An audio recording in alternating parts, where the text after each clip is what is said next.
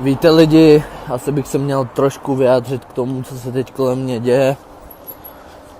Za poslední roky jsem se nechoval nejlíp, ale co chci říct je, že jsem se držel sportu.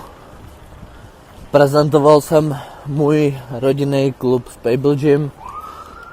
Byl jsem tam jednička, dělal jsem pro ně úplně všechno a oni se takhle otočili ke mně zády. Na ně bych mohl říct tolik věcí, jak jsou to slušní kluci, jak je Spable Gym super a tak. Ale tohle, to je jako kdyby mi bodli kudlu dozad.